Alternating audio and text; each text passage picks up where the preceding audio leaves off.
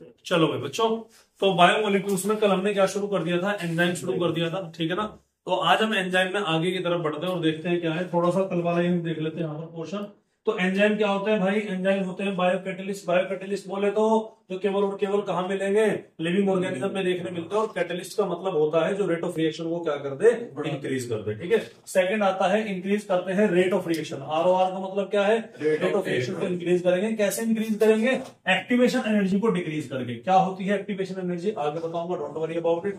उसके बाद में प्रोटीन का टर्शरी स्ट्रक्चर शो करते हैं। मैंने आपको पहले भी बताया था कि हमारे जितने भी सभी एंजाइम्स होते हैं वो सभी किसके बने होते हैं, प्रोटीन के बने होते हैं, एक्सेप्ट राइबोजाइम जो किसका बना होता है, आरएनए। समझ में आ रही बात, सभी एंजाइम किसके बने होंगे, प्रोटीन के बने होंगे। और प्रोटीन टर्शरी स्ट्रक्चर में एक्टिव साइट होगी, उनके पास में क्या होती है, बायोलॉजिकल एक्टिविटी देखने मिलते हैं। सभी प्रोटीन होते हैं एक्सेप्ट हुआ राइबोजाइम का।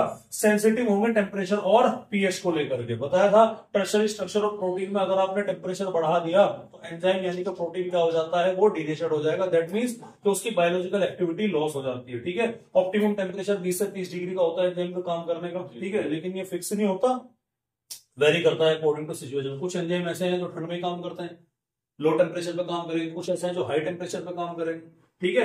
तो एट हाई टेम्परेचर अगर 40 डिग्री से ज्यादा का आप टेम्परेचर ले रखते हैं तो एंजाइम क्या कर जाएगा, आपका डीनेचर्ड कर जाएगा। एक एंजाइम है जिसका नाम क्या है, टैग पॉलीमरेज। एंजाइम का नाम क्या है भैया, एंजाइम का नाम है टैग पॉलीमरेज, जो कि एक बैक्टीरिया होता है।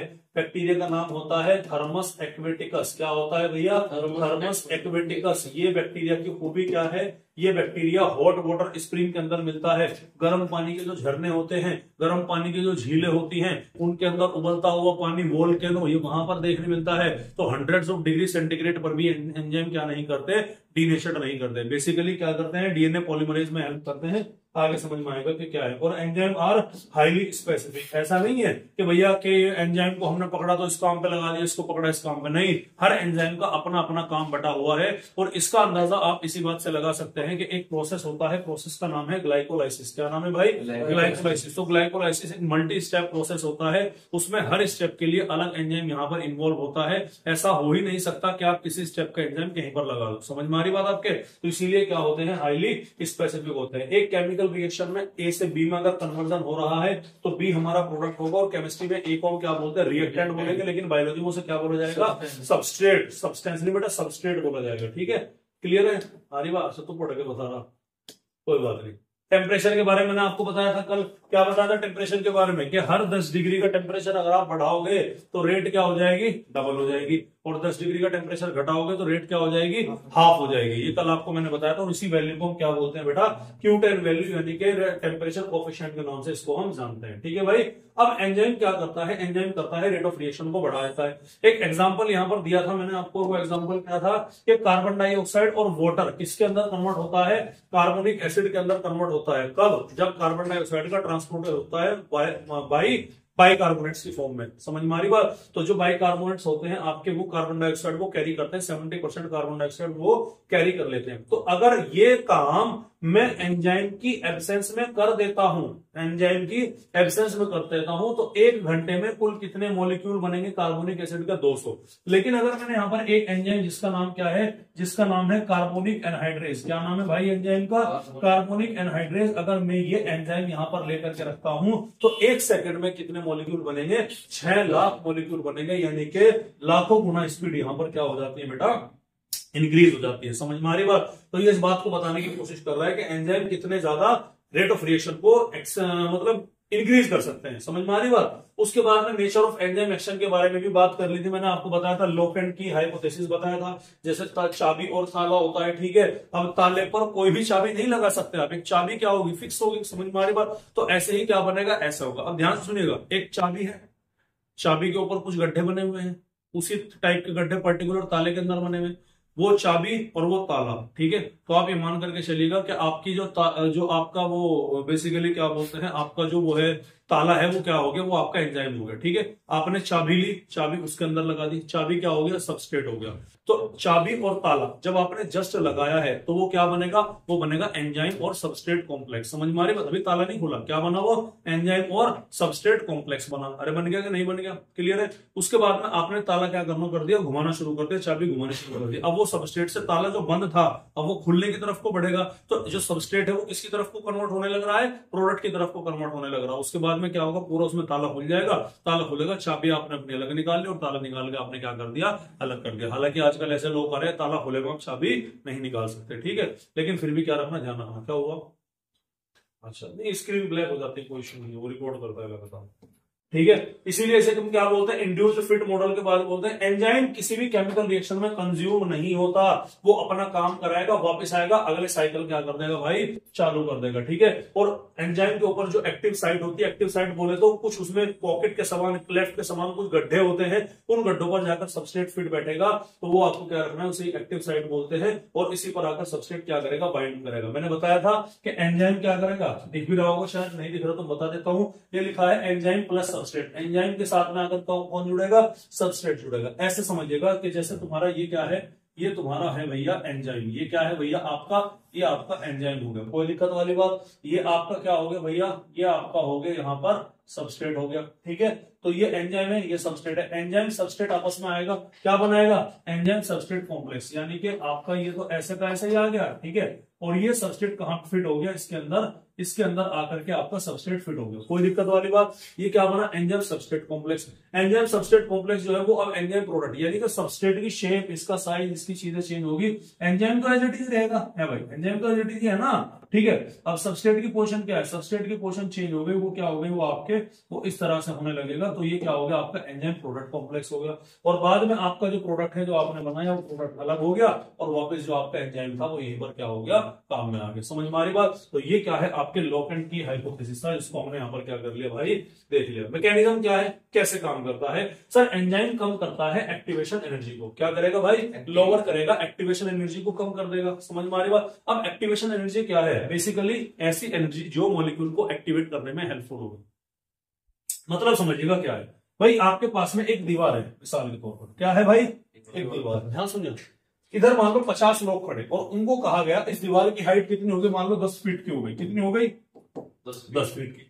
तो 50 आदमी इधर खड़े, उस 50 आदमी में doctor, engineer, army man, police वाले, नॉर्मल मैन, कॉमन मैन, बच्चे, बूढ़े, सब खड़े, मान लो मिसाल, ठीक है। उनको कहा जाएगा आपको 10 फीट की दीवार कूदनी है, तो सारे के सारे लोग 10 फीट की दीवार कूद जाएंगे, नहीं, कौन कूद सकता है, सबसे पहला आदमी बताओ, जवाब दोगे आर्मी वाले। अरे कूद जाएगा, नहीं कूद जाएगा, तो आर्मी वाले तो है, उनको तो मालूम, उनकी तो एक्टिवेशन एनर्जी है इतनी, कोई दिक्कत नहीं है। तो आर्मी वाले क्या कर गए, कूद गए। कोई जवान एडल्ट जिम में जाने वाले लौंडे लफाड़े इसके जैसे हैं, वे भी कूद गए, ठीक है। अब मान लो वो मेरे जैसा है वहां पे, वो कूद जाएगा क्या, नहीं। बच्चे हैं वहां पे, वो कूद जाएगा। बुजुर्ग है वहां पे, वो कूद जाएंगे, नहीं। अब दीवार कूदनी कंपलसरी है, क्यों, क्योंकि पीछे से कौन आ रहा, पीछे से मान लो डायनासोर आ रहा, इमेजिन कर लो, क्या फर्क पड़ रहा। अब पीछे से क्या आ रहा, डायनासोर आ रहा, तो दीवार तो कूदनी पड़ेगी, मजबूरी है, दीवार तो कूदानी पड़ेगी भाई। 10 फीट की दीवार कूद पाना पॉसिबल नहीं है। छोटा बच्चा कैसे 10 फीट की हाइट कवर करेगा, वो बुजुर्ग जिसके घुटने में दर्द है, लाठी के सहारे से चल रहा, वो कैसे मतलब दीवार कूदेगा। तो क्या किया जाए, कुछ चीजों को जुगाड़ तो किया जाए। तो ऐसा कुछ जुगाड़ कर दो जिससे 10-10 फीट के हाइट है उनके लिए क्या रह जाए, कम रह जाए। तो हमने क्या लगा दी, यहाँ पर हमने लगा दी सीढ़ी। सीढ़ी जाकर लग गई 8 फीट पे, कितने पे जाकर लग गई, 8 फीट पे। तो इस सीढ़ी ने क्या किया, इस सीढ़ी ने तुम्हारे इस बैरियर को क्या कर दिया, कम कर दिया। अब एक्चुअल में तुम्हें कितनी दीवार कूदनी है, 2 फीट कूदनी है, समझ में आ रही बात। तो तुम्हें दीवार कूदने के लिए अब कितने फीट की हाइट कूदनी, 2 फीट की। तो वे जो बुजुर्ग थे, बच्चे थे, मैं था उनमें, तो मुझे कितनी की जरूरत है, अब 2 फीट। अगर मैं 2 फीट कूद गया, अब मेरी जान बच जाएगी, वही 2 फीट क्या होगी, मेरी एक्टिवेशन एनर्जी। समझ में आ रही भैया बात आपके, क्लियर है भाई। ऐसा तो है नहीं भाई, कुछ ना कुछ तो मैं भी कूद सकता हूं ना, 1 फीट 2 फीट तो मैं भी कूद जाऊंगा, ऐसा थोड़े ना बिल्कुल तुमने मान लिया पैर भी उठने गया, ऐसे भी ना समझो यार मुझे, है भाई, डायग्राम है नहीं। चलिए अब इसका मतलब समझिएगा क्या, ध्यान से देखिएगा, बहुत इंपॉर्टेंट है। अब मैं ग्राफ बना रहा हूं, ग्राफ है मेरा ये मैं एनर्जी का ग्राफ बनाता हूं, प्रोग्रेस ऑफ रिएक्शन की बात करता हूं, ठीक है। एक रिएक्टेंट सबस्ट्रेट होगा, मान लो सबस्ट्रेट की शुरुआत, रिएक्शन चालू नहीं है तो सबस्ट्रेट के पास कुछ ना कुछ तो एनर्जी होगी, अरे खुद के पास कुछ ना कुछ तो एनर्जी होगी। वो सबस्ट्रेट की एनर्जी मैंने क्या मान ली, यहां मान ली कि है मेरा ES, ठीक है। अब रिएक्शन चालू होनी शुरू हुई, रिएक्शन चालू शुरू होगी, टेम्परेचर दिया, वॉटेवर जो भी दिया, ठीक है। अब आपने क्या किया, ध्यान सुनेगा, अब आपने क्या किया, अब आपने एनर्जी बढ़ती चलेगी, कब तक बढ़ेगी, एक लेवल तक। एक लेवल के बाद में आकर के एनर्जी क्या हो जाएगी, आपके मतलब स्टेबल, और रिएक्टेंट की एनर्जी, सबस्ट्रेट की एनर्जी क्या होगी, घट चुकी होगी। क्यों? क्योंकि अब प्रोडक्ट बनना स्टार्ट हो गया। अब रिएक्टेंट तो खत्म हो जाएगा ना धीरे धीरे, प्रोडक्ट बनना स्टार्ट हो गया। तो ये तुम्हारी क्या है, प्रोडक्ट की एनर्जी है। ठीक है, प्रोडक्ट को स्टेबल होने के लिए एनर्जी रिलीज करनी पड़ेगी। एनर्जी रिलीज करेगा, रिलीज करेगा, रिलीज करेगा, रिलीज करेगा, रिलीज करेगा, लेगा, ये रिलीज कर, तो ये एनर्जी किसकी हो गई, प्रोडक्ट। अब मुझे बात बताओ, सबस्ट्रेट की एनर्जी ज्यादा की प्रोडक्ट की ज्यादा? सबस्ट्रेट की ज्यादा। ध्यान सुनिए, सबस्ट्रेट की एनर्जी यहां पर क्या है, ज्यादा है, प्रोडक्ट की एनर्जी क्या है, यहां पर कम है। ठीक है, तो मुझे बताओ एनर्जी लूज इसने ज्यादा करी कि इसने ज्यादा करी? एनर्जी लूज इसने करी। एनर्जी क्या हुआ यहां पर, रिलीज हुई ना। जब एनर्जी रिलीज होगी, प्रोसेस कैसा होगा, एक्सोथर्मिक। अगर मैं ऐसा ग्राफ बना दूं, अगर मैं कैसा ग्राफ बना दूं, ऐसा ग्राफ बना दूं, ये मेरा ES है, ठीक है, और ये हुआ यहां पर, और इसमें इस बार प्रोडक्ट की एनर्जी क्या है, ज्यादा है, हाँ ज्यादा है। तो प्रोडक्ट की एनर्जी ज्यादा, मतलब ज्यादा रिलीज नहीं कर पाए, तुमने एनर्जी दी, वो प्रोडक्ट ने लेके रख ली, तो प्रोसेस कैसा होगा तुम्हारा, एंडोथर्मिक हो गया। पहले तो आपको क्या रखना, ध्यान रखना, ध्यान से देखना। ठीक है, ये सबस्ट्रेट की एनर्जी का लेवल है। ठीक है, इतनी तो एनर्जी सबस्ट्रेट के पास में है, कितना और कूदना सबस्ट्रेट को कूदना है केवल इतनी एनर्जी हो। तो यही एनर्जी क्या है भैया, यही एनर्जी एक्टिवेशन एनर्जी। हमारी बात समझ, यही एनर्जी क्या है, एक्टिवेशन एनर्जी। कोई दिक्कत वाली बात है? ये कब हुआ, ये हुआ इन दी एब्सेंस ऑफ एंजाइम। किसकी एब्सेंस में हुआ, एंजाइम की एब्सेंस में। इतना तो कूदना है। ठीक है, ये एक्टिवेशन एनर्जी है, कोई दिक्कत वाली बात? ये क्या है भाई, एक्टिवेशन। अब तुम क्या लिए, अब मैं लिया जी एंजाइम। अब मैं क्या लेके आगे बॉस, अब मैं लेकर के आगे एंजाइम। अब एंजाइम ने क्या किया, एंजाइम शुरू तो यही हुआ और खत्म भी हुआ। दीवार तो 10 फीट की है ना, दीवार तो नहीं घटी बड़ी ना, इधर उधर किसकी, दीवार तो 10 फीट की। तो ये क्या हुआ, एंजाइम ने क्या किया, एंजाइम ने अब ये जो था इस तरह से आकर के, समझ गए, ये हुआ। अब एंजाइम ने एक्टिवेशन एनर्जी कितनी घटा दी, इतनी छोड़ दी, उतनी क्या कर दी, खत्म कर दी। समझ में आ रही बात आपको? तो एंजाइम ने एक्टिवेशन एनर्जी क्या कर दी, लोअर। क्या इनिशियल सबस्ट्रेट की कंसंट्रेशन प्रोडक्ट पे कोई फर्क पड़ा? नहीं। क्या उनकी एनर्जी में कोई फर्क पड़ा? नहीं। क्या इक्विलिब्रियम पर कोई डिफर आएगा? नहीं। केमिस्ट्री में समझाऊंगा आपको, डोंट वरी अबाउट इट। लेकिन यहां पर कंक्लूजन क्या निकला कि एक्टिवेशन एनर्जी लोअर कर दी। किसने लोअर कर दी भाई, एंजाइम ने। एंजाइम ने जैसे एक्टिवेशन एनर्जी कम करी तो वो प्रोडक्ट क्या हो गया, फास्ट बनना शुरू हुआ। यानी अब जितना है जिसे पहले इतना। भाई एग्जांपल देखिएगा, आप नीट की तैयारी कर रहे हैं, ध्यान सुनिएगा। हमने आपको बोला कि भैया अगर आपके 600 नंबर आ रहे हैं तो आपको क्या मिलेगा, गवर्नमेंट मेडिकल कॉलेज मिलेगा। सीट हमारे पास अनलिमिटेड है। आ रही बात समझ? बच्चे बैठे हमारे पास 25 लाख। कितने बैठे, 25 लाख। तो आपको जानकर आश्चर्य होगा कि 25 लाख बच्चों में से हार्डली 10,000 बच्चे ही ऐसे हैं जिनके नंबर कहां तक पहुंच पाएंगे, इस लेवल तक पहुंच पाएंगे। ध्यान सुनना। तो कुल कितने बच्चे हैं, 10,000। अब अगर मैंने कहा कि 600 से मैं घटा करके कितना कर दूं, 300 कर दूं, तो तुम्हें जानकर आश्चर्य होगा कि कम से कम भी भैया, हालांकि आपके कई लाख बच्चे हो जाएंगे। समझ में आ रही बात? तो तुमने लेवल कम कर दी तो सीट बढ़ गई, जाहिर सी बात है, मतलब एडमिशन ज्यादा। सेम कहानी क्या है यहाँ पर, एक्टिवेशन एनर्जी कम कर दी ना, तो मॉलिक्यूल फास्ट कूदने लगे। पहले जिनको कूदना पड़ रहा था, अब उनको जैसे कूदना नहीं समझे बात, समझ गए ना? तो यही कहानी है, एक्टिवेशन एनर्जी लोअर, और ये यहाँ पर क्या हुआ, ये यहाँ पर आपका प्रोडक्ट बनना फास्ट हो गया। कौन कौन से फैक्टर है जो एंजाइम की एक्टिविटी को अफेक्ट करेंगे? Number 1 temperature. नंबर 1 पे कौन सा भाई, टेम्परेचर। बोला एंजाइम प्रोटीन है, टेम्परेचर बढ़ाने पर क्या होगा, टर्शरी स्ट्रक्चर प्रोटीन खत्म, डीनेचर्ड हो गया, कहानी खत्म। ऐसे पीएच की कहानी। समझ में आ रही बात? दूसरा आता है सबस्ट्रेट कॉन्सेंट्रेशन, तीसरा आता है इनहिबिटर। चलिएगा, सबसे पहले हम किसकी बात करते हैं भैया, टेम्परेचर एंड पीएच के बारे में बात करते हैं। ठीक है, वही वाले कहानी बता रखा कि एंजाइम जो होते हैं सेंसिटिव होते हैं, नैरो रेंज ऑफ टेम्परेचर और पीएच पर काम करते हैं। ये नहीं कि बहुत बड़े लेवल का एक एंजाइम ऐसा 10 डिग्री पे भी काम करेगा, 20 पे भी, 30 पे भी, 40 50 में नहीं भाई। तो अगर 10 पे काम कर रहा तो 10 पे ही काम करेगा। अक्सर 8 से 12 की रेंज पकड़ सकता है, इससे फालतू नहीं जाएगा। बहुत कम रेंज है तेरी काम करने की, इससे फालतू कम रखेगा मामला गड़बड़ हो जाएगा। ठीक है, ऐसे पीएच की कहानी। तो ऑप्टिमम टेम्परेचर और ऑप्टिमम पीएच पर, यानी ऑप्टिमम को मतलब डिजायरेबल, मनचाहा टेम्परेचर मिला, मनचाहा पीएच मिला, एंजाइम की 100% एक्टिविटी। अरे बात समझ में? उसके अलावा टेम्परेचर बढ़ाने पर एंजाइम क्या होगा, डिग्रेडेड होगा। टेम्परेचर घटाने पर एंजाइम क्या होगा, इनएक्टिव होगा। इसका ग्राफ याद रखिएगा इस तरह से, ये है आपका इस तरह से ग्राफ होगा टेम्परेचर का भी और पीएच का भी। ठीक है, अरे बात समझ में? तो ये क्या है आपका, ये अगर आप ध्यान से सुनो, ये क्या है, यहाँ पर मैक्सिमम हो रहा है कि नहीं हो रहा? तो ये मैक्सिमम वाली जो लाइन है, ये क्या है तुम्हारा ऑप्टिमम टेम्परेचर या ऑप्टिमम पीएच होगा, जो आपका जो वैल्यू यहाँ पर क्या होगी, मैक्सिमम वाली होगी। समझ में आ रही बात आपकी? क्लियर है भाई? इससे इधर पर भी कम काम करेगा, इससे इधर पर सबसे ज्यादा तो यही काम करना है मैक्सिमम को। आरी बस तो ये टेम्परेचर कौन सा होगा तुम्हारा, ऑप्टिमम वाला टेम्परेचर होगा और ऑप्टिमम पीएच होगा। ठीक है, ये देखिएगा पीएच या टेम्परेचर है, ये आपका एंजाइमेटिक एक्टिविटी है।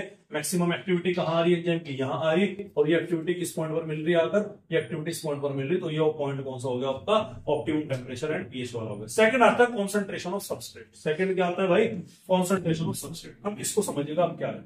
सर मैं ग्राफ बना दे रहा हूँ, वो बना हुआ है लेकिन ध्यान सुनिएगा, ये मेरे सबस्ट्रेट की कॉन्सेंट्रेशन है, ये मेरे रिएक्शन की वेलोसिटी है। एक तंदूर है आपके सामने, तंदूर में तुम आग डाल रहे, लकड़ी डाल रहे, अब जैसे जैसे तुम लकड़ी डालोगे वैसे वैसे आग बढ़ेगी, हाँ है ना, बढ़ेगी कि नहीं बढ़ेगी। एक लेवल ऐसा आएगा कि वो आग अपने मैक्सिमम को अचीव कर लेगी, उसके बाद तुम कितनी लकड़ी डालो उससे ज्यादा आग बढ़ती नहीं है भाई। खाना ऐसे तो बनता है, देखो के अंदर, शादी के अंदर कितनी लकड़ी डाल लो आग तो कांस्टेंट तरीके से जलेगी। आप कैसे भी डालो, कुछ भी डालो, शुरुआत में कम ज्यादा और ज्यादा और ज्यादा, जब आप भड़कने लगेगी ना वो अपने मैक्सिमम लेवल को अचीव कर चुकी होगी, तो वो मैक्सिमम लेवल को मैंने क्या बोल दिया, वी मैक्स, यानी maximum velocity of speed of reaction को क्या बोल दिया मैंने, वी मैक्स बोल दिया। सारी बात समझ, ध्यान से सुनिएगा। अब यहाँ सबस्ट्रेट की कॉन्सेंट्रेशन है, इस वी मैक्स, मान लो ये स्पीड करेगा, मान लो वी मैक्स अपनी मैक्सिमम स्पीड को अटेन करेगा, उसकी जस्ट आधी की मैं बात कर रहा, तो उसकी जस्ट आधी जो स्पीड होगी वो क्या होगी, वो होगी वी मैक्स बाय 2, हाँ ना, अरे होगी कि नहीं होगी, ध्यान सुनिएगा। अब होगा क्या कि इनिशियल में जब मैं सबस्ट्रेट की कॉन्सेंट्रेशन बढ़ाऊंगा तो सबस्ट्रेट की कॉन्सेंट्रेशन बढ़ाने पर रिएक्शन की वेलोसिटी बढ़ेगी बढ़ेगी बढ़ेगी बढ़ेगी बढ़ेगी बढ़ेगी बढ़ेगी बढ़ेगी समझिए क्या होगा, नहीं समझे, वेलोसिटी बढ़ी बढ़ी बढ़ी बढ़ी, एक लेवल ऐसा आ गया क्या कांस्टेंट हो गई, अब इससे ऊपर वेलोसिटी नहीं बढ़ेगी। इसी पॉइंट को मैंने क्या नाम दिया, वी मैक्स का नाम। अब कॉन्सेंट्रेट सबस्ट्रेट तुम कितना ही डाल लो भाई, इससे ज्यादा नहीं बढ़ेगी। अब क्या हुआ, अब ये हुआ कि मैंने जो वीमैक्स पॉइंट, वीमैक्स y2 वाला पॉइंट जो लगाया था, इधर ध्यान से देखिए, जो वीमैक्स y2 वाला पॉइंट लगाया था, अगर मैं उस पॉइंट की सबस्ट्रेट कॉन्सेंट्रेशन चेक कर रहा हूं, ये वाली आरी बस, जरूरी नहीं कि सबस्ट्रेट का आधा हो, ये कुछ भी हो सकता है, लेकिन वेलोसिटी वीमैक्स हाफ पर जो सबस्ट्रेट की कॉन्सेंट्रेशन होगी उसको मैं क्या बोलूंगा, माइचेलिस कांस्टेंट Km वैल्यू के नाम से जाना जाए। समझ में आ रही बात, ये ग्राफ वही समझाने का इस पॉइंट का मतलब क्या है, वेलोसिटी मैक्सिमम की आधी क्यों हो गई, कि यहां पर एंजाइम की जो आधी एक्टिव साइड है, मान लो 5 एंजाइम है तो 5 के आधे एंजाइम की एक्टिव साइड क्या हो चुकी है भैया, ऑक्यूपाइड हो चुकी है। इस बात को समझाती है। सबस्ट्रेट की कॉन्सेंट्रेशन बढ़ाऊंगा, वेलोसिटी इंक्रीज होगी, वीमैक्स अचीव होगी, Km जो होगा वो सबस्ट्रेट की कॉन्सेंट्रेशन होगा जहां पर वीमैक्स बाय 2 अचीव होता है। ये आपको क्या रखना, ध्यान रखना। और Km की वैल्यू क्या होती है भाई, माइचेलिस कांस्टेंट। समझ में आ रही बात, अरे भाई क्लियर है, अरे बोलो, सो रहे चलिए। इनहिबिटर, इनहिबिटर का मतलब क्या है, इनहिबिट करने वाला, काम रोकने वाला। एंजाइम क्या, अब तुम कह रहे कि मुझे पढ़ाई करनी, चल भाई पढ़ ले। अब पीछे से उन्होंने खुद मार लिया, अरे पढ़ के क्या करेगा, आज तक किसका भला हुआ पढ़ के, अच्छा हाँ सिंगम अगेन लग रही, देखने चल रहे, चल रख दिया, क्या हो गया, इनहिबिटर। समझ रहे, एंजाइम अपना काम करने जा रहा, कोई बंदा उसे ऐसा मिल गया रास्ते में, कुछ ऐसा मिल गया जो उसको काम ही नहीं करने दे रहा, आरी बात समझ, तो उसे क्या बोलेंगे, इनहिबिटर बोलेंगे। ऐसे सब्सटेंस जो एंजाइम की एक्टिविटी को रिड्यूस करते हैं या बिल्कुल ही खत्म कर देते हैं, समझ में आ रही बात, उसे हम क्या बोलेंगे भाई, इनहिबिटर बोलेंगे। और इस फिनोमिना को हम क्या बोलते हैं, एंजाइम इनहिबिशन बोलते हैं। सब 3 तरह का इनहिबिशन है, एक कॉम्पिटिटिव, एक नॉन कॉम्पिटिटिव, एक फीडबैक इनहिबिशन। अरे सर ये क्या बीमारी बता दी आपने, देखो सुनो जरा भी ध्यान से। एक क्या होगा, कॉम्पिट, नाम से पता लग रहा कि कंपटीशन है, एक सीट है, सीट को लेकर कंपटीशन चल रहा है, जिसके ज्यादा नंबर वो बैठेगा वहां। एक है नॉन कंपटीशन, भाई मेरा कोई कंपटीशन है ही नहीं। एग्जांपल बताता हूं, एक मैं कहानी पढ़ रहा था कहीं पर, उसमें क्या था, एक सेठ जी थे, ठीक है, एक सेठ जी थे और एक और सेठ जी थे। एक बनिया और एक जाट की कहानी है, मैंने पढ़ी थी कहीं, कहां पर पढ़ी थी। एक बनिया था और एक क्या था भैया, जाट था। तो बनिया ने जो था, बनिया की किसकी दुकान थी, परचून की दुकान थी, पंसारी की दुकान थी, क्योंकि इन्हीं पे रहा था पहले काम। अब भैया जाट जी ने जो था, एक दिन सोचा, कहने लगे भाई जाट जी ने कि भाई मैं एक काम कर लेता हूँ, क्या कर लेता हूँ, मैं भी अपना जो है पंसारी की दुकान खोल के बैठ गया। अब जाट जो था भाई वो पंसारी की दुकान खोल के बैठ गया, ध्यान से सुनना। अब जाट जो था पंसारी की दुकान खोल के बैठ गया भैया, तो लाला जी जो थे वे घी बेच रहे थे भैया 200 रुपए किलो, 500 रुपए किलो, सॉरी कितना किलो बेच रहे थे घी, 500 रुपए किलो। अब जाट जी ने देखा, कहला घी 500 रुपए किलो बस बिक रहा, तो उन्होंने क्या किया, उन्होंने जाट भाई साहब ने बोर्ड लगा दिया कि घी 450 रुपए किलो, लगा के बोर्ड टांग दिया। सेठ जी अगले दिन आए, कहने लगा वो तो 450 रुपए किलो घी बेच रहे, तो मैं क्या कर दूं, मैंने 400 रुपए किलो घी कर दिया। तो सेठ जी ने 400 रुपए किलो का बोर्ड टांग दिया। जाट जी ने देखा को 400 रुपए किलो का बोर्ड टांग रहे, उसने 350 का कर दिया। जाट के 350 को देख के उन्होंने कितना कर दिया, 300 कर दिया। उसके 300 को देख के उसने कितना कर दिया, 350, वो मतलब 250 कर दिया। उसके 250 को देख के उसने कितना कर दिया, 200 को कर दिया। समझ में आ रही बात आपको, क्लियर है। आ रही बात से? अब ध्यान सुनना। अब जो जाट का वो था, मतलब जाट के पास एक आदमी आया, उसकी पहचान गई, उसने आगे कहा, कहने लगा भाई साहब बनी है, उनके पास स्टॉक बहुत है, उन्हें कोई दिक्कत नहीं है, तेरा भी नया नया काम है, तो तुम तो नुकसान झेल भी नहीं पाएगा, वो तो नुकसान झेल भी ले, कंपटीशन काहे का कर रहा? तो बढ़िया ने उसने जाट ने जवाब दिया, तो भाई कंपटीशन काहे का, मेरा तो कोई कंपटीशन है नहीं किसी से। उसने कहा तो करने रहा कंपटीशन। कहने लगा भाई साहब मैं तो घी नहीं बेचता। अरे बात समझ में? मैं तो घी नहीं बेच रहा। अब ध्यान सुनिएगा, सेठ की कमाई कम कर दी किसने? जाट ने। चलो भाई, आ रही समझ में बात? तो क्या हुआ, कहानी ये हुई कि क्या जाट और बनिया में वाकई में कंपटीशन था? नहीं, लेकिन बिना कंपटीशन के क्या कर दिया? नुकसान कर दिया। आ रही बात समझ? एक एग्जांपल नॉन कॉम्पिटिटिव का, एक और एग्जांपल देखेगा भाई, ध्यान सुनेगा। मान लो मैं कहीं कुछ खा रहा जाके, आ रही बात समझ में, और तुम लोग हो, तुमने मुझे लेके कह दिया कि सर इसके पास ना खाया, जाके खाया करो। क्यों भाई, क्यों ना खाया करो? बस सर हमने कह दिया कुछ बात है, इसके पास जाके मत खाया करो। तो क्या उसका तुम्हारा कोई कंपटीशन? क्या उसका मेरा कोई कंपटीशन? लेकिन आपने क्या कर दिया, आपने मुझे वहां जाने से रोक। समझ में आ रही बात? नॉन कॉम्पिटिटिव इनोवेशन, इसको हम क्या करेंगे भाई? कंपटीशन जब भी तो रहता भाई, मैं तुम भी वही काम कर रहे, मैं वो भी वही काम कर रहा, तो सर उसके पास से ना खाओ, हमारे पास से खा लो। आप उस काम को कर भी नहीं रहे, और आप क्या कर रहे? मना कर रहे, मना करके दूसरी जगह भेज रहे मुझे। समझ में आ रही बात? वो क्या हो गया आपका? Non competitive innovation. Feedback innovation का मतलब क्या है? सर प्रोडक्ट ही इतना ज्यादा बन जाए कि वो अपने आप ही कहते कि भाई बस अब आके रुक जाए और काम ना करे। गड़बड़ होगी, कहां रखूंगा मैं? मेहमानदारी में गए, खाना खा रहे, खाना खा रहे, खाना आता जा रहा, आता जा रहा, आता जा रहा, आता जा रहा। अब जो अंदर का खाना है वो कह रहा मालिक रुक जाओ और मत लाओ, कहां रखोगे? क्या हो गया? Feedback innovation. तो बस एक एक इनोवेशन हम यहां पर देखते हैं। सबसे पहले हम बात किसकी कर रहे हैं? कॉम्पिटिटिव। कॉम्पिटिटिव इनोवेशन का मतलब क्या? जहां पर कारोबार सेम है। अरे कंपटीशन किसके बीच में होगा? सेम कारोबार। सेम कारोबार का मतलब जहां पर स्ट्रक्चरल सिमिलैरिटी है, जहां पर सबस्ट्रेट, ध्यान सुनिएगा, जहां पर सबस्ट्रेट दो हैं और दोनों लगभग दिखने में एक जैसे हैं। अब एंजाइम की एक्टिव साइट है, दोनों के लिए कॉमन एक्टिव साइट है, कंपटीशन होगा सेम रिसोर्सेज के लिए। एक ही एक्टिव साइट पर ये भी कंपीट करेगा, वो भी कंपीट करेगा। जिसकी कॉन्सेंट्रेशन ज्यादा होगी वो जाकर के कहां बैठ जाएगा? एक्टिव साइट पर। जिसकी लाठी उसकी पैर, जिसकी कॉन्सेंट्रेशन ज्यादा उसकी क्या होगी? Active site. तो क्या है? इनहिबिटर रिजेंबल करता है भैया एंजाइम के स्ट्रक्चर से। आ रही बात समझ में? क्लियर है? ठीक है, कंपीट करेगा सबस्ट्रेट के एक्टिव साइट को लेकर के, एंजाइम एक्शन घटेगा और ये प्रोसेस कैसा हो सकता है? रिवर्सिबल प्रोसेस होता है। सारी बात समझ में? क्लियर है? एग्जांपल, सक्सिनिक डिहाइड्रोनेज नाम का जो वो होता है, एक एंजाइम होता है, उसको इनहिबिट कर दिया जाता है किसके थ्रू भैया? मेलोनेट के थ्रू। क्यों? क्योंकि वहां मतलब मेलोनेट की जो स्ट्रक्चरल सिमिलैरिटी है वो किसके जैसी होती है? Succinic dehydrogenase. सारी बात समझ में? अब ये क्या करता है? अभी आपका भैया इनहिबिट करने का काम करेगा, क्रैब साइकिल के अंदर यूज होगा, आगे बढ़ेगा। एक आता है, आपने सेप्ट्रान की दवाई सुनी होगी, सेप्ट्रान की गोली आती थी, वो घोल करके लगाते जख्म वगैरह पे। कासिम खड़ा हो गया, सल्फर ड्रग्स आती है, आई बात समझ? तो सल्फर ड्रग क्या करते हैं? मेरी बात ध्यान सुनेगा। सल्फर ड्रग जब आप सेप्ट्रान की गोली खाते हैं, सेप्ट्रान जो आप लगाते थे वो क्या करती थी? वो जो बैक्टीरिया वहां पर ग्रोथ कर रहा ना, उस बैक्टीरिया के अंदर फॉलिक एसिड के सिक्रीशन को रोक दिया। क्यों रोक दिया? ध्यान से सुनना। क्योंकि बैक्टीरिया जब फॉलिक एसिड बनाएगा तो वो अपने आप को ग्रोथ भी करेगा, मल्टीप्लाई भी करेगा। अब फॉलिक एसिड का सिक्रीशन सेप्ट्रान ने जाकर रोक दिया, क्या बैक्टीरिया ग्रोथ कर पाएगा? नहीं। क्या बैक्टीरिया मल्टीप्लाई कर पाएगा? नहीं। नतीजा, बैक्टीरिया अपना जो जीवन है उसे पूरा करेगा, खत्म। 20 मिनट की लाइफ साइकिल, बैक्टीरिया क्या होगा? खत्म। सेप्ट्रान की गोली तुमने आज लगाई, कल तक के जख्म साफ।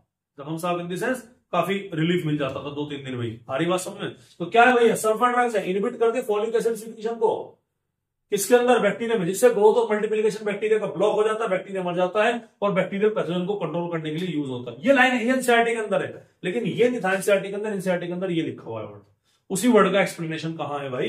ये है, ध्यान रखिए। ठीक है, उसके बाद में आता है, अब देखिएगा, अब जो कॉम्पिटिटिव के अंदर है क्या है, ध्यान से सुनिएगा। कॉम्पिटिटिव के अंदर क्या है? कॉम्पिटिटिव के अंदर इनहिबिटर क्या करता है? वी मैक्स को रिड्यूस कर देगा। कर देगा, नहीं कर देगा? मतलब समझिएगा आप क्या है? मतलब ये है कि ध्यान सुनिएगा, ये आपका ग्राफ था, सबस्ट्रेट की कॉन्सेंट्रेशन, अरे था कि नहीं था? सबस्ट्रेट की कॉन्सेंट्रेशन थी, ये कौन सा था? ये वेलोसिटी था। इस पॉइंट पर क्या थी? वी मैक्स थी। हाँ है ना? ठीक है, ये पॉइंट, अब ध्यान सुनिएगा, ये पॉइंट मेरा क्या था? ये पॉइंट था मेरा वी मैक्स बाई 2। अरे ठीक है, अब सबस्ट्रेट अकेला था, तो तुमने सबस्ट्रेट की कॉन्सेंट्रेशन बढ़ा दी, भैया बढ़ गई, एक लेवल पर आकर हो गई। इस कॉन्सेंट्रेशन को मैंने क्या नाम दिया? इसको मैंने बोला के। कोई दिक्कत वाली बात है? ये नॉर्मल ग्राफ था कि नहीं था? अब तुमने सबस्ट्रेट अकेला ये तो था, इसके साथ में क्या डाल दिया, और डाल दिया, कंपीट करना शुरू कर दिया, कंपीट करना शुरू कर दिया, कभी ये कभी वो, कभी ये कभी वो, क्या सबस्ट्रेट अपनी ओरिजिनल मैक्स को पहुंच पाएगा? आंसर है नहीं। तो सबस्ट्रेट कहां जाएगा, ध्यान से देखिएगा, सबस्ट्रेट कहां जाएगा, सबस्ट्रेट चलेगा तो यहां से, ध्यान सुनिएगा, सबस्ट्रेट कहां जाएगा, सबस्ट्रेट जाएगा कुछ एक, मतलब सॉरी अभी बोल सकता, चलो मैं यही कर देता हूं, सबस्ट्रेट अपना वी मैक्स को अचीव नहीं कर पाएगा। समझ में आ रही बात? तो करना क्या है, करना मैंने क्या कहा, आर्मी बढ़ा दो, जिसकी लाठी उसकी भैंस, सबस्ट्रेट की कॉन्सेंट्रेशन बढ़ा दी। अब सबस्ट्रेट की कॉन्सेंट्रेशन जैसे बढ़ेगी तो ध्यान सुनिएगा, तो वेलोसिटी इस तरह से चलेगी, ध्यान सुनिए कैसे चलेगी, इस तरह से, और ये अपना जाके इसको अचीव करेगी। लेकिन इस दौरान एक कहानी होगी कि वी मैक्स के लिए जो केम की वैल्यू थी वो क्या हो गई, वो इंक्रीज हो गई। समझ में आ रही बात आपके? तो क्या बोला कि अटेन करने के लिए वी मैक्स को इनहिबिटर की प्रेजेंस में जो आपके सबस्ट्रेट की कॉन्सेंट्रेशन है बढ़ानी पड़ी, नतीजा केम वैल्यू भी क्या हो गई, बढ़ गई, और वी मैक्स क्या हो जाती है, वो अचीव कर लेगा अपन। समझ में आ रही बात आपको? कोई दिक्कत वाली बात है? कोई दिक्कत वाली बात नहीं है, ठीक है, क्लियर है। चलिए सेकंड आता है आपका फीडबैक, चलो नॉन कॉम्पिटिटिव पढ़ते हैं पहले। अगला क्या है भाई हमारा, नॉन कॉम्पिटिटिव इनहिबिटर। इसका मतलब क्या है कि इनहिबिटर जो है वो एक्टिव साइड पर कंपीट करता ही नहीं। अब एक एंजाइम के पास में दो साइड होंगी, ध्यान सुनिएगा, एक एंजाइम है, ये एक साइड उसके पास में रही, ठीक है, और ये क्या हो गई हमारी दूसरी साइड होगी। ये साइड क्या हो गई भैया, एक्टिव साइड। क्या हो गई भैया, ऐसे गड्ढे जिन पर सबस्ट्रेट आकर बाइंड होगा उसे हम क्या बोलेंगे, एक्टिव साइड। ऐसे गड्ढे जो जिन पर सबस्ट्रेट बाइंड होगा उससे अलग के जो गड्ढे होंगे उसको हम बोलेंगे एलोस्टेरिक साइड। क्या बोलेंगे भाई, एलोस्टेरिक साइड, ठीक है, क्लियर है।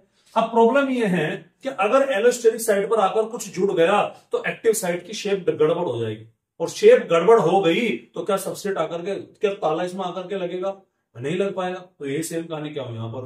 अब इनहिबिटर आए, इनहिबिटर को पता ही नहीं सबस्ट्रेट को तेरा कोई काम है, इनहिबिटर आए, इनहिबिटर आने के बाद में कहां जुड़ा भाई, इनहिबिटर आने के बाद में आकर जुड़ गया यहां पर। अबे जुड़ गया क्या, जैसे ही ये जुड़ा तो ये एक्टिव साइड जो थी वो क्या कर गई, वो कर गई डिफॉर्म। नतीजा जो तुम्हारा यहां पर सबस्ट्रेट था भाई, जो तुम्हारा यहां पर क्या था भाई, जो तुम्हारा यहां पर सबस्ट्रेट था, अब वो इसके अंदर आकर के फिट नहीं बैठ पाया।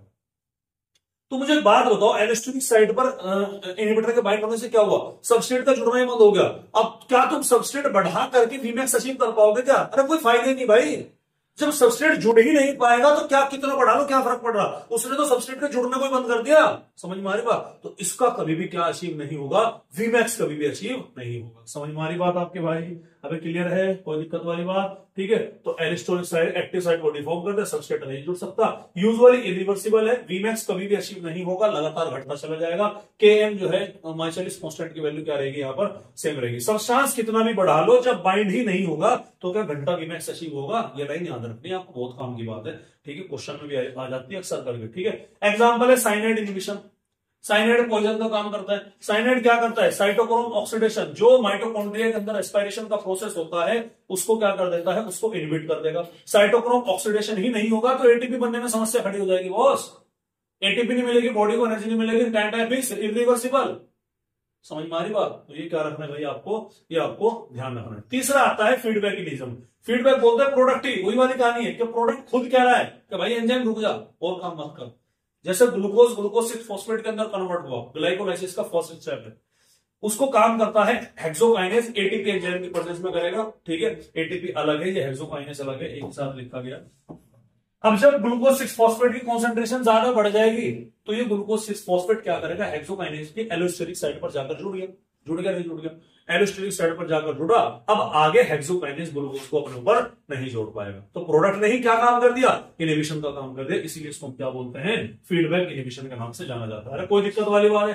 अब जो पूरा का पूरा एंजाइम स्ट्रक्चर होता है ना, उस पूरे का पूरा होल स्ट्रक्चर को हम बोलते हैं होलो एंजाइम। क्या बोलेंगे भैया, होलो एंजाइम। उस एंजाइम के दो पार्ट होंगे, कितने पार्ट है भाई, दो, एक पार्ट प्रोटीन वाला, एक पार्ट नॉन प्रोटीन वाला। जो प्रोटीन वाला पार्ट है उसे हम बोलेंगे एपो एंजाइम। क्या बोलेंगे भाई, एपो एंजाइम। और जो नॉन प्रोटीन वाला पार्ट होता है उसे हम बोलेंगे कोफैक्टर। कोफैक्टर को अगर तुम एंजाइम से रिमूव कर दो तो एंजाइम की कैटालाइटिक एक्टिविटी भी क्या हो जाएगी, खत्म हो जाएगी। तो कोफैक्टर क्या होता है भाई, नॉन प्रोटीन पार्ट है। तीन तरह का होगा, एक होगा कोएंजाइम, एक होगा प्रोस्थेटिक ग्रुप और एक होता है आपका मेटल आयन। तो कोएंजाइम कैसे होंगे, ऑर्गेनिक होंगे, लूजली बाउंड होंगे। लूजली बाउंड का मतलब कि बहुत कमजोर, यहां से मिले, वहां से मिले, इधर से मिले, उधर से मिले, टेम्पररी अटैच होंगे, टेम्पररी जाकर जुड़ेंगे। जैसे विटामिन है, विटामिन नियासिन, हरी बात समझ में, विटामिन नियासिन के अंदर कोएंजाइम कौन से होते हैं उसके, एनएडी और एनएडीपी। समझ में आ रही बात आपको। उसके अलावा प्रोस्थेटिक ग्रुप होते हैं। प्रोस्थेटिक ग्रुप आपके कैसे होंगे, ये ऑर्गेनिक भी हो सकते हैं और इनऑर्गेनिक भी हो सकते हैं। टाइटली बाउंड होते हैं जैसे पेरोक्सिडेज और कैटालेज। ये क्या करता है, हाइड्रोजन पेरोक्साइड का कैटालाइसिस करता है। पेरोक्सिसोम वाली बॉडी के अंदर याद आया, उसमें पढ़ाया था cell the unit of life में, और ये आपको क्या रखना है भाई, ध्यान रखना है, ठीक है। उसके अलावा क्या है, अच्छा ये जो आपका प्रोस्थेटिक ग्रुप होता है, जो एक्टिव साइट एंजाइम का जो पार्ट होता है ना, उसका पार्ट होता है, ठीक है। मेटल आयन क्या होगा, मेटल आयन नाम है, मेटल है तो इनऑर्गेनिक होगा।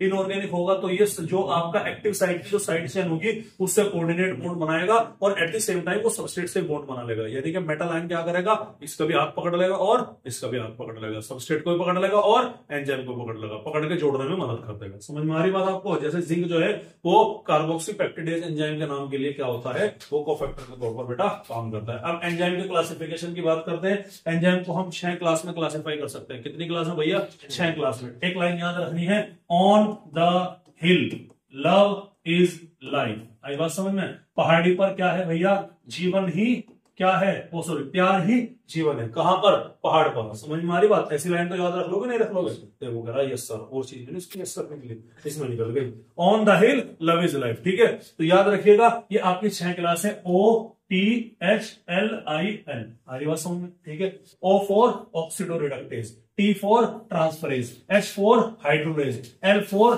Lyase, I for isomerase, L for ligase. आई बात समझ में, क्लियर है, कोई दिक्कत वाली बात है। तो इस 6 क्लास आपको क्या रखनी, याद रखनी। नाम से पता लग रहा है ऑक्सीडोरिडक्टेज, सर वो एंजाइम जो किसमें काम कर रहा, ऑक्सीडेशन या रिडक्शन में काम करता हो। जैसे अल्कोहल डिहाइड्रोजनेज, साइटोक्रोम ऑक्सीडेज। दूसरा ट्रांसफरेज, सर नाम से पता लग रहा किसी का क्या करा रहा हो, ट्रांसफर, लेकिन हाइड्रोजन को छोड़कर अगर किसी और का ट्रांसफर, अगर हाइड्रोजन का ट्रांसफर होगा तो वो किसके अंदर आ जाएगा, इसके अंदर आ जाएगा। ध्यान रखना, एनसीईआरटी ने मेंशन किया है कि transferase other than hydrogen transfer करता है ग्रुप का, ये मेंशन है, इंपॉर्टेंट है, ध्यान रखिएगा। एग्जांपल इसका क्या हो गया, हेक्सोकाइनेज हो गया। हाइड्रोलेज, हाइड्रो मतलब पानी, लेज मतलब भैया वो ना आपके, यानी वाटर की प्रेजेंस में बॉन्ड का क्या हो रहा है, ब्रेकडाउन हो रहा। एग्जांपल तुम्हारा लाइपेज हो गया, प्रोटेज हो गया। लाइसोसोमल एंजाइम सारे के सारे हाइड्रोलाइटिक नहीं होते क्या यार, ठीक है। और अगर बॉन्ड टूट रहा है इन दी एब्सेंस ऑफ वाटर, अगर पानी के एब्सेंस में बॉन्ड टूटेगा तो वहां पर मल्टीपल बॉन्ड यानी कि डबल बॉन्ड की फॉर्मेशन हो जाती है। तो एग्जांपल इसका क्या हो गया, हमारा एल्डोलेज हो गया। आइसोमरेज, नाम से पता लग रहा है कि जो आइसोमराइजेशन में हेल्प करता है। समझ में आ रही बात, यानी कि आपका क्या करता है, आइसोमर बनाने में हेल्प करता है। आइसोमर वो होते हैं जिनका chemical formula, molecular formula same होगा लेकिन स्ट्रक्चर क्या होगा, अलग अलग होगा। जैसे ग्लूकोज को फ्रक्टोज में कन्वर्ट करना है, समझ में आ रही बात आपको, तो ऐसे एंजाइम को क्या बोलेंगे, आइसोमरेज एंजाइम के नाम से जाना जाता है। लाइगेज, लाइगेज का मतलब है भाई बॉन्ड तोड़ने की बात कर रहे हैं, थोड़ा बहुत जोड़ने की भी कर लो। तो बॉन्ड को जोड़ा जाएगा वो किसकी मदद से जोड़ा जाता है, लाइगेज की मदद से जोड़ा जाएगा। और इसका एग्जांपल डीएनए लाइगेज है जो कि डीएनए के टुकड़ों को जोड़ने का काम करेगा। अरे भाई कोई दिक्कत वाली बात, अरे बोलो बोलो नहीं, ठीक है। अब अगला जो टॉपिक है भाई हमारा वो है न्यूक्लिक एसिड। क्या है भैया अगला टॉपिक हमारा, न्यूक्लिक एसिड। क्लियर है भाई, क्लियर है, कोई दिक्कत वाली बात। अब इसमें क्या बचा, एक तो बचा आपका न्यूक्लिक एसिड बचा, एक बचा आपका लिपिड, और एक बचता है आपका कार्बोहाइड्रेट। कितनी चीज बच गई, 3 चीजें, एक न्यूक्लिक एसिड, एक लिपिड और एक क्या बचा, कार्बोहाइड्रेट। आज दिन हो गया थर्सडे, कल है फ्राइडे, परसों है सैटरडे। तो भैया कल आपकी क्लास थोड़ी सी लंबी होगी, लेंथी क्लास होगी कल, ठीक है। क्योंकि आज मैं कोशिश करता हूं माइक का इशू रिजोल्व करने की, अगर बात बन जाए, ठीक है। तो कल आपकी क्लास थोड़ी सी क्या होगी, लेंथी होगी। तो कल की क्लास के अंदर हम क्या पढ़ लेंगे, न्यूक्लिक एसिड पढ़ लेंगे, और न्यूक्लिक एसिड के साथ साथ क्या पढ़ लेंगे भाई, लिपिड को भी कल हम देख लेंगे। समझ में आ रही बात आपके। और परसों की क्लास में हमारा क्या हो जाएगा, परसों क्लास में हमारा कार्बोहाइड्रेट और जो बचा हुआ डायनामिक इक्विलिब्रियम वाला पोर्शन है उसके बारे में यहाँ करके परसों की सुबह की क्लास में हमारा ये कंप्लीट हो जाएगा, ठीक है। केमिस्ट्री का मैं थोड़ा सा बता दूं तुम्हें, केमिस्ट्री में कल ideal and non ideal solution हो जाएगा, और कॉलिगेटिव प्रॉपर्टीज भी एक तो मैंने आज करा दी कॉलिगेटिव प्रॉपर्टीज, टोटल 4 है। जो दूसरी कॉलिगेटिव प्रॉपर्टीज है वो आइडियल और नॉन आइडियल सॉल्यूशन है, ये मैं कल केमिस्ट्री में करा दूंगा। और परसों की क्लास में आपके बचा हुआ जो केमिस्ट्री का जो 2 कॉलिगेटिव प्रॉपर्टीज होंगी और बॉन्ड ऑफ फैक्टर होगा वो कब हो जाएगा, वो परसों की क्लास में हो जाएगा। समझ में आ रही बात आपके। और इसी के साथ हमारे आज के मुख्य समाचार क्या होगा भाई, समाप्त हुए। पढ़ते रहे, मेहनत करते रहे, ऑल द बेस्ट।